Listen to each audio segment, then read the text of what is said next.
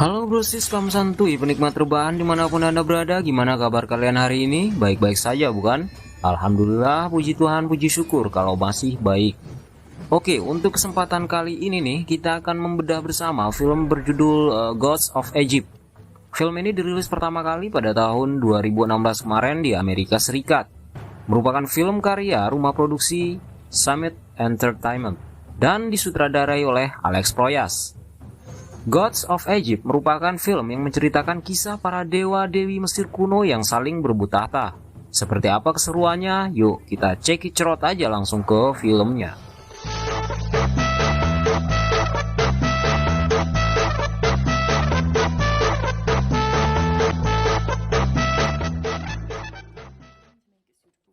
Film kita kali ini akan dibuka dengan menampilkan seorang pemuda biasa-biasa saja yang bernama Beck yang sedang menemui gadis pujaan hatinya yang bernama Zoya.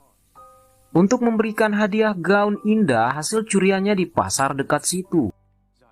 Ternyata itu merupakan hari di mana Horus, sang dewa, akan dilantik menjadi raja pengganti dewa Osiris, sang ayah. Para dewa pada masa itu digambarkan serupa dengan manusia namun memiliki postur tinggi besar bak raksasa. Semua dewa-dewi nampaknya hadir memberikan ucapan selamat, tidak terkecuali Dewa Set yang merupakan paman dari Dewa Horus. Namun saat upacara tengah berlangsung, tiba-tiba sepasukan bersenjata memenuhi istana. Diikuti Dewa Set yang malah mengajak kakaknya adu jotos untuk memperebutkan tahta. Dewa Osiris menolak karena Set merupakan adik kandungnya, namun Set dengan kejam malah menikamnya hingga terkapar. Horus yang tidak terima ayahnya dibegitukan langsung saja nih menyerang Set si paman. Maka terjadilah adu jotos sengit di antara kedua dewa ini. Masing-masing mengeluarkan jurus-jurus pamungkas saat bertarung. Namun dengan curang akhirnya Horus berhasil Set kalahkan. Setelah itu kedua mata dewa Horus lalu dibikin buta. Scene kemudian berlanjut menampilkan Mesir beberapa tahun kemudian. Menampilkan juga Beck yang menemui kekasihnya si Zoya di sebuah istana megah. Pada Beck si Zoya bilang kalau dia ini sudah bosan dengan kekejaman Set. Untuk itu dia mulai membujuk kekasihnya mencuri kedua bola mata dewa Horus. Karena itu satu-satunya cara untuk membebaskan Mesir dari kekejaman dewa Set. Beck yang menganggap rencana itu mustahil karena berarti mereka ini harus mencuri dari seorang dewa kejam pun akhirnya tidak punya pilihan setelah Zoya memberikannya sebentuk peta padanya. Maka malamnya dengan gagah berani Beck akhirnya OTW nih ke tempat penyimpanan harta milik dewa Set. Setelah jungkir balik mengerahkan semua kemampuannya akhirnya dia berhasil. Alhamdulillah.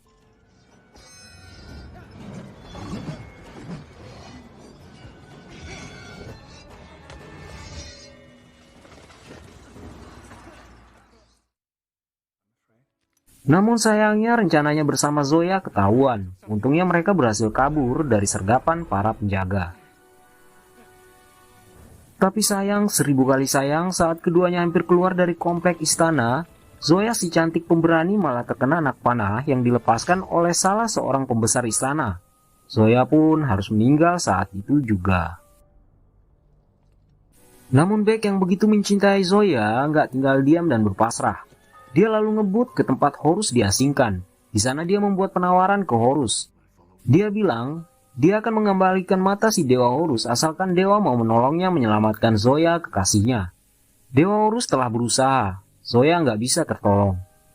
Zoya akhirnya dijemput oleh Anubis si Dewa Kematian untuk memasuki dan berjalan menuju ke gerbang akhir.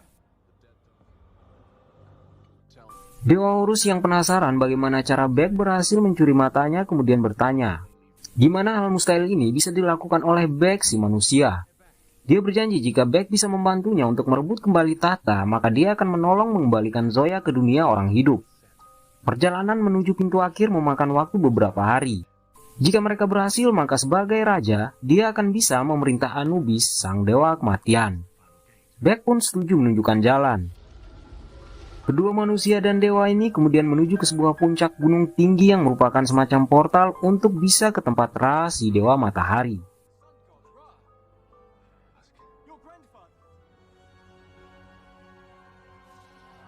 Akhirnya, setelah beberapa jam penerbangan, Horus dan si Bek pun tiba di tempat Ra yang merupakan kakek si Horus.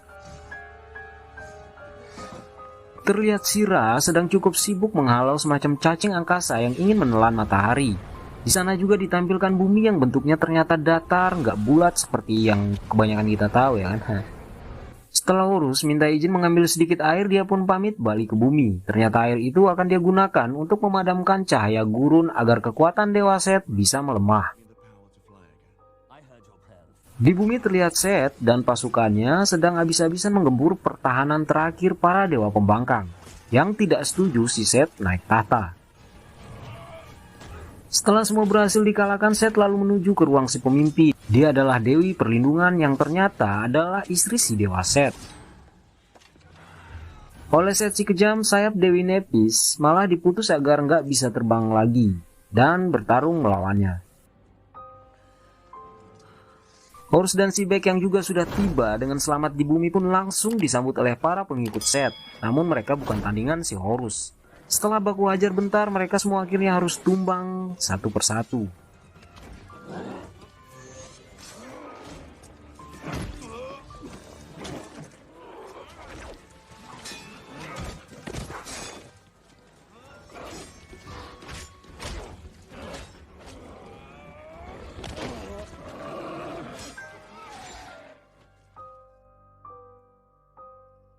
Bek dan Horus akhirnya OTW ke kuil, tempat di mana dahulu kala ayah ibunya suka menghabiskan waktu. Di sana mereka sempat saling curhat bentar sebelum tiba-tiba muncul dua kobra raksasa yang ditunggangi oleh dua cewek pengikut Set.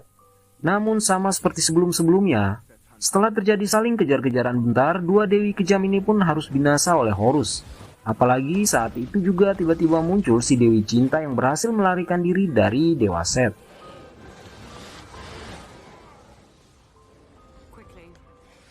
Setelah berhasil mengalahkan dua kobra, mereka lalu menemui Dewa Kebijaksanaan untuk meminta tolong. Maka jadilah sekarang mereka menjadi berempat, 3 dewa dan 1 manusia. Berjalan bersama untuk mengalahkan Set, si dewa yang kejam yang menguasai padang nan tandus. Mereka akhirnya tiba di semacam bangunan yang dijaga oleh sesosok makhluk mengerikan. Si makhluk kemudian memberikan pertanyaan yang harus bisa mereka jawab agar bisa lolos darinya. Untungnya saat itu mereka membawa si Dewa Kebijaksanaan, hingga teka-teki bisa terpecahkan. Namun saat mereka sudah tiba di dalam, ternyata Set sudah menanti mereka.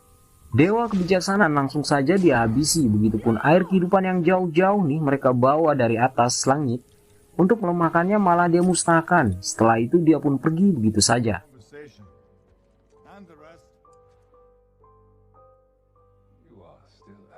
Si Dewi Cinta yang kasihan melihat Bek kemudian mengorbankan dirinya agar Bek bisa sekali lagi menemui kekasihnya di dunia orang mati.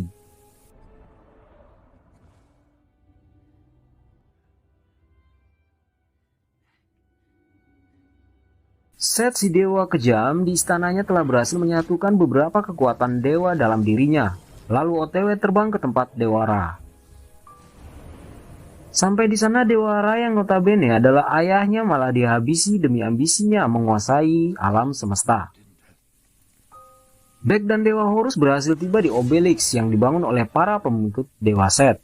Mereka lalu menyandera seorang menteri Dewa Set agar mereka bisa diantar ke puncak tempat Set sedang berada memanggil Apopis, si cacing kremi ajaib yang ukurannya sangatlah besar, guna diperintah menaklukkan alam semesta. Untungnya Horus tiba tepat waktu. Dengan sisa kekuatan yang dia miliki, dia coba menghentikan Dewa Set si paman. Akhirnya terjadilah lagi nih adu jotos di antara kedua dewa maha kuat. Dewa Horus hampir saja kalah, andai saat itu nggak muncul si Bek, manusia yang sedang dilanda asmara yang malah mengacaukan jalannya pertarungan karena ulahnya. Si Dewa Set yang hampir saja menang akhirnya harus tumbang di tangan Dewa Horus sang keponakan.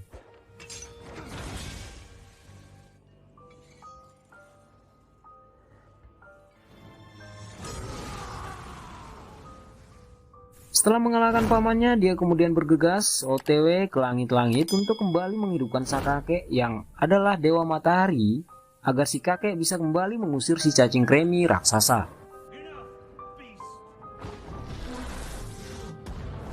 Setelah keadaan agak kondusif, Dewa Horus kemudian menemui rakyatnya, termasuk menemui Bek si maling yang malah mengembuskan nafas terakhir di hadapannya. Dewa Horus yang sedih karena kehilangan sahabat baiknya lalu membawa Beck ke kuil tempat sebelumnya dia pernah diasingkan. Namun, tiba-tiba muncul si kakek, Ra, sang dewa kehidupan. Ketika dia ditanya apa dia yang bakal diminta karena berhasil menyelamatkan semesta, Dewa Horus lalu bilang dia nggak minta apapun. Tapi si kakek yang paham dengan maksudnya seketika itu lalu kembali menghidupkan Beck dan kekasihnya Zoya si cantik jelita. Scene kemudian geser menampilkan Mesir yang riuh bergemuruh ramai dipenuhi para manusia yang sedang menghadiri acara pengukuhan Dewa Horus sebagai Raja baru Mesir. Tampak di sana para dewa yang sebelumnya dihabisi oleh Set kembali dibangkitkan oleh Dewa Ra yang agung. Dalam pidato singkatnya Horus bilang, untuk kedepannya nih, harta tidak akan lagi dijadikan sebagai syarat masuk surga, seperti sebelum-sebelumnya. Namun cinta kasih dan kebaikan selama hidup di dunia lah yang bakal dijadikan penentu.